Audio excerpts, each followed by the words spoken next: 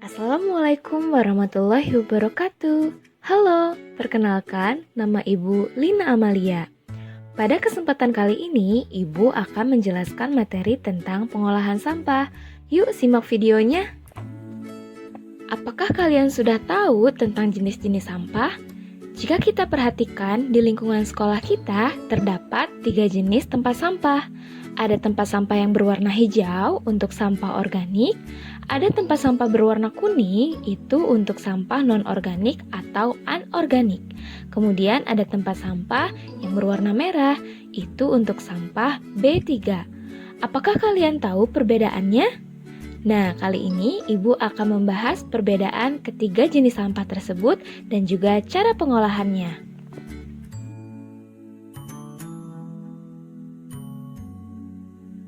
Pertama, pengolahan sampah organik.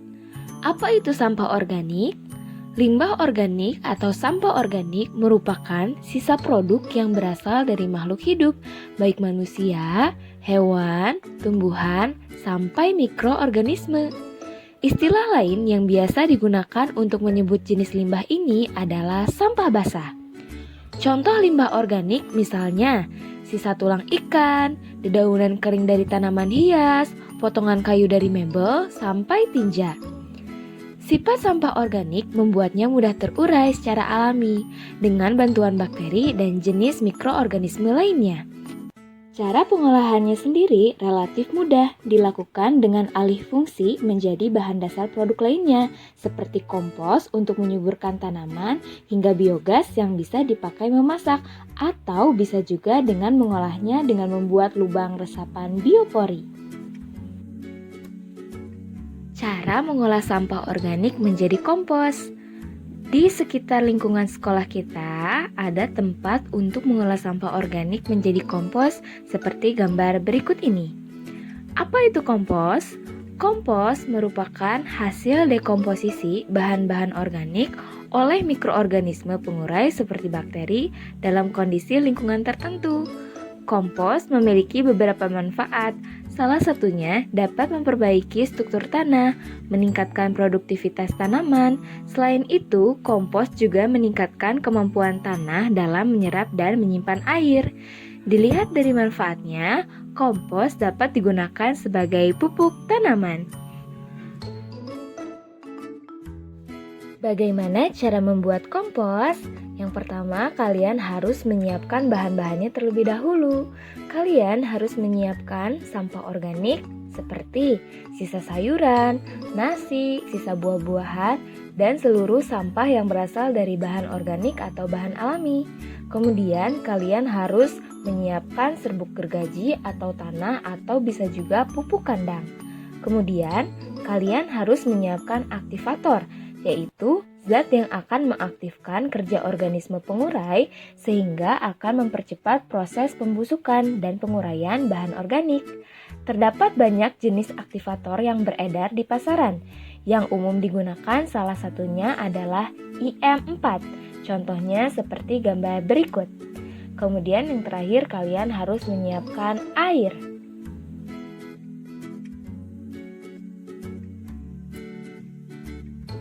Kemudian kalian harus menyiapkan alat-alatnya. Kalian harus menyiapkan alat pemotong atau pencacah, misalnya pisau. Kemudian kalian harus menyiapkan tempat penampung sampah. Dapat menggunakan ember bekas cat dan wadah bekas lainnya. Kemudian kalian harus menyiapkan alat pengaduk. Dan yang terakhir kalian harus menyiapkan ember atau wadah untuk melarutkan aktivator. Langkah-langkah membuat kompos. Pertama, cacah atau potong sampah organik rumah tangga hingga berukuran kecil. Semakin kecil, semakin cepat pengomposan berlangsung. Kedua, tambahkan tanah atau pupuk kandang atau serbuk gergaji. Ketiga, larutkan aktivator dengan air. Tuangkan larutan aktivator atau starter kompos seperti IM4 ke bahan kompos, kemudian aduk rata. Keempat, masukkan dalam wadah pengomposan. Kemudian kelima, tutup rapat. Yang keenam, aduk seminggu sekali agar aerasi atau aliran udara dalam wadah berlangsung baik.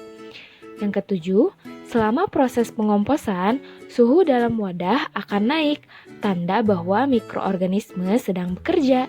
Kedelapan, memasuki minggu 7 atau ke-8 pengomposan selesai, kemudian suhu dalam wadah bisa normal kembali. Kompos yang sudah jadi siap digunakan. Kompos yang baik berwarna coklat, kehitaman, berbau tanah, dan berbutir halus. Sekarang ibu ingin bertanya, apakah kalian tahu apa itu lubang resapan biopori? Ayo, siapa yang sudah tahu? Biopori biasa juga disebut dengan lubang resapan biopori, merupakan lubang yang dibuat tegak lurus ke dalam tanah. Lubang tersebut kemudian diisi dengan sampah organik yang memiliki fungsi sebagai makanan makhluk hidup yang ada di tanah, seperti cacing dan juga akar tumbuhan. Nah, di sini terdapat contoh lubang resapan biopori ya. Manfaat lubang resapan biopori yaitu bisa mengurangi sampah organik, bisa menyuburkan tanah, dan juga membantu mencegah terjadinya banjir. Cara membuat lubang resapan biopori. Pertama-tama, kalian harus menyiapkan alat dan bahannya terlebih dahulu. Kalian harus menyiapkan bor biopori atau bor tanah, contohnya seperti gambar berikut. Kemudian pipa PVC dengan penutup yang sudah dilubangi di bagian pinggirnya. Kemudian siapkan sampah organik, siapkan air dan juga kawat jika tidak memakai penutup yang dilubangi. Langkah-langkah pembuatannya, pertama, tentukan lokasi tanah yang akan dijadikan lubang biopori. Kedua, siram tanah agar menjadi lunak dan mudah dilubangi. Ketiga, lubangi tanah dengan bor biopori atau bor tanah dan buat secara tegak lurus. Keempat, buat lubang sedalam 1 meter dengan diameter 10-30 cm. Kelima, lapisi lubang dengan pipa PVC seukuran diameter lubang yang sudah disiapkan. Keenam, isi lubang dengan sampah organik seperti daun, rumput, kulit buah, dan lain-lain. Ketujuh, tutup lubang dengan kawat besi atau tutup pipa PVC yang sudah dilubangi. Nah, begitulah langkah-langkah membuat lubang resapan biopori. Apakah kalian sudah memiliki lubang resapan biopori di rumah? Jika sudah, kalian bisa memfotokan dan mengirimkan ke wali kelas masing-masing ya. Yang kedua, Ibu akan menjelaskan pengolahan sampah anorganik atau non-organik. Apa itu sampah anorganik? Sampah anorganik adalah sampah yang dihasilkan dari bahan-bahan non-hayati dan tidak dapat diuraikan oleh alam. Berbeda dengan limbah organik yang mudah diolah karena dapat terurai secara alami, limbah anorganik memerlukan proses pengolahan yang lebih rumit dan panjang agar bisa dimanfaatkan kembali. Untuk mengurangi jumlah sampah anorganik di rumah, ada beberapa cara yang bisa dilakukan. Langkah yang bisa dilakukan adalah dengan reduce, reuse, dan recycle. Apa itu? Yuk kita bahas satu persatu.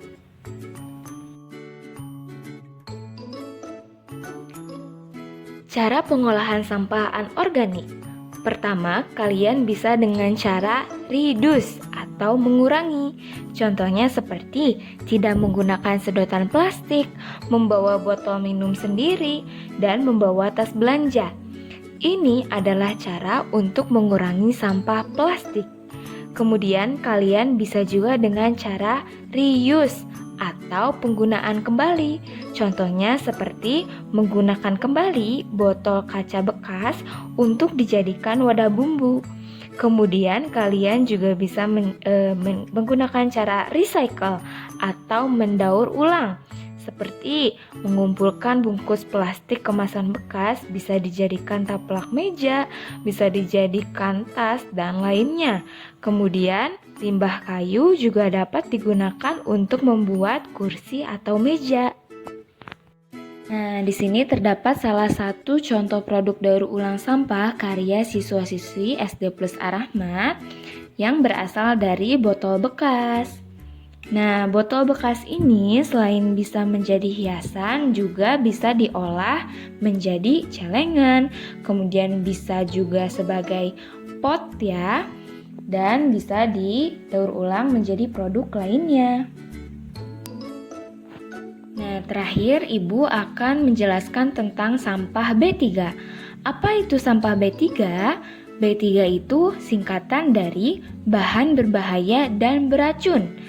Merupakan limbah yang mengandung zat dan konsentrasi yang dapat membawa dampak buruk bagi lingkungan dan kesehatan manusia. Contoh limbah B3 itu seperti bekas pengharum ruangan, pemutih pakaian, deterjen pakaian, pembersih kamar mandi, pembersih kaca atau jendela, pembersih lantai, pembasmi serangga, lem perekat, dan juga batu baterai.